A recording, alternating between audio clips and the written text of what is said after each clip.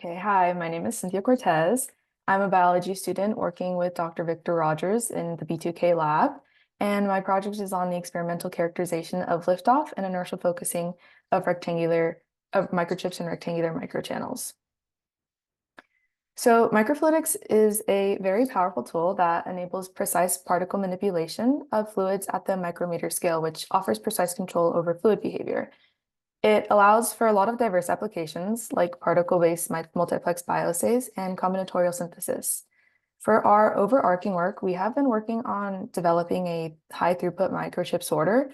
This figure right here shows a schematic and animation of particle sorting for combinatorial synthesis of DNA. So here you see the p-chip being scanned and then sorted into its associated bin. We specifically want to look at liftoff, and understanding liftoff of these microchip particles is going to provide us guidance on the operating ranges of flow rates of different channels. So in this image here, you see we're specifically working with non-neutrally buoyant flat plate particles. So in this diagram here, you see that the adhesion force and the gravitational force is stronger than the buoyant force. So that leaves the particle to sediment towards the bottom. And right here, we're also looking at a 2D side view. So this is our height of the channel, our length, and then you can imagine the width of the channel as going into the page. So here we have a little animation for you guys to kind of show liftoff. So right here, you see that this arrow is signifying a force, which would be flow rate in our case. And once the flow rate is strong enough, or the force of the flow rate is strong enough, it lifts off the particle into a steady movement. So that's what we're specifically looking at. We're looking at the critical lift off the lowest point, the lowest force that it takes to move the particle. So we created a flow monitoring system to look at this and a vision-based tracking so that we can analyze through videos how these particles lift off and behave in rectangular microchannels. So based off some papers that we had read before that exist before of spherical particles, neutrally buoyant spherical particles, we initially believed that h over d, d being rotational diameter, which is the maximum diameter in which the particle rotates around its midpoint. So you can imagine it as a diagonal. So we believe that h over d max would be our primary parameter to be able to predict particle behavior. A little bit more about our parameters. So we are looking at several parameters associated with the channel fluid and the particle that we would expect that would influence the liftoff of the particle. So here we're looking at we want to change the height and the width of each channel, as well as we're working with 3 different fluids. So there's going to be density and dynamic viscosity of each fluid. And we're sticking with the same particles. So these parameters here will remain the same throughout all experimental characterization since we are working with just a single p-chip.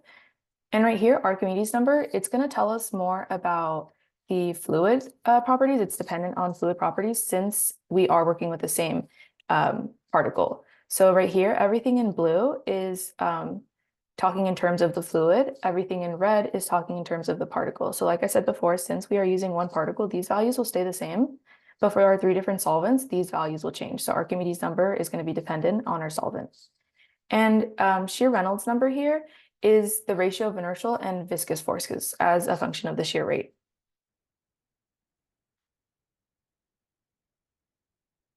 Okay, so a little bit more about our setup. We used a p-chip microtransponder, which you can see here. It's very small. This is showing relative to a penny. So it's a very small particle we're working with. We have a camera that's a top-down view. And right here, you can see what specifically we're changing. So we're changing the height and width of this tiny little channel right here. So we have 10 different channel sizes. And our 3 solvents, which I mentioned before, are isopropanol, water, and methanol. And so for each and right here, you can see this is where the solvent runs through this little blue line. This is our whole setup right here. It'll run through this channel. And this green arrow right here is pointing to where the p-chip starts. We have a little trap system so that we ensure the particle always starts and stops in the same spot. So for each configuration, which would be a channel size, we recorded 5 experimental runs and we determined the minimum flow rate necessary for liftoff or steady movement of the particle.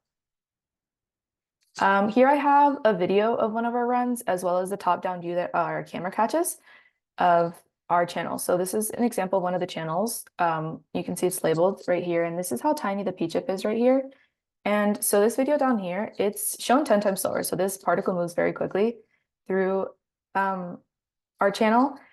The way we found particle liftoff was we were moving in increments of 1 milliliter per minute. So we would just just increase it by 1 milliliter per minute and see what the lowest flow rate was required to get this particle to steadily move. And our flow rate was controlled by a syringe pump, which is programmed by LabVIEW. So we ensure the exact same flow rate each time.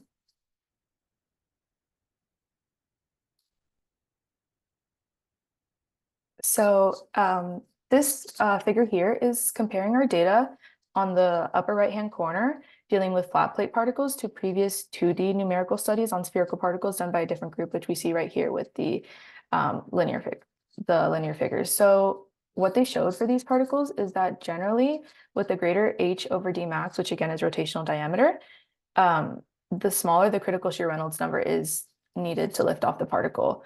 You can also see here that they have a log to log plot, and which means they could provide, and it's linear, so they could provide a power law expression to relate the critical shear Reynolds number and the Archimedes number. So because we have overplotting of our data with the data markers on top of each other here, I'm going to show you the same ordered set of data, but with some jitter to better visualize these results. So here, again, we're looking at the same data, but you can see right here, these two boxes, we have the same h over d max value, and you can see them right here, but the critical shear Reynolds numbers are dramatically different. So you can see they're not following the same trend that these spherical particles are following. So this is telling us that h over d max isn't an appropriate parameter to predict liftoff at different Archimedes number for our flat plate microchip. So we would expect that for our channel, the width would also play a role in predicting liftoff.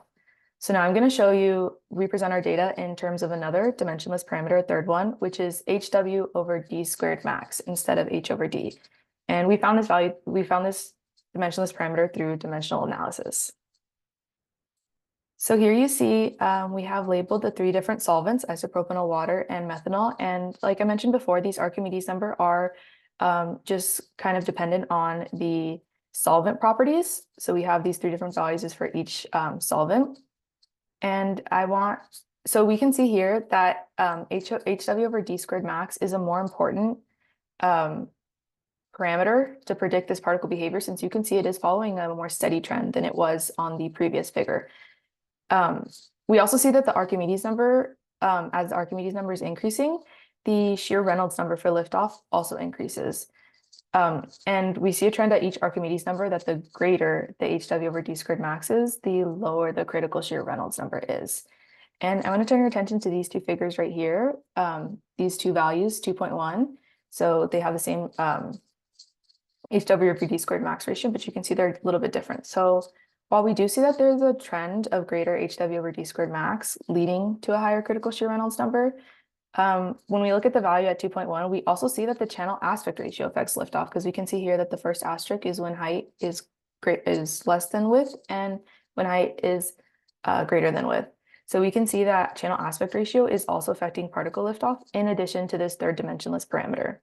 So even with considering width, we can still see that hw over d squared parameter alone cannot appropriately predict our liftoff behavior. So I'm going to show you this data again, but this time in different categories of channel aspect ratio. So here we see our 3 different categories where channel height is greater than channel width, channel height is equal to channel width, and channel height is less than channel width. So for our narrow and shallower channels, we see the same trend of the greater the hw over d squared max is, the lower the critical shear Reynolds number. So you can see right here and right here, they're following the same trend. However, for aspect ratios of 1, where the channel height is equal to the channel width, we don't see a significant change in critical shear Reynolds number. You can see that it's kind of just flat right here at each respective hw over d squared max. So this is telling us that aspect ratio is additionally playing a role in predicting our parameters and predicting our particle behavior, as well as hw over d squared max.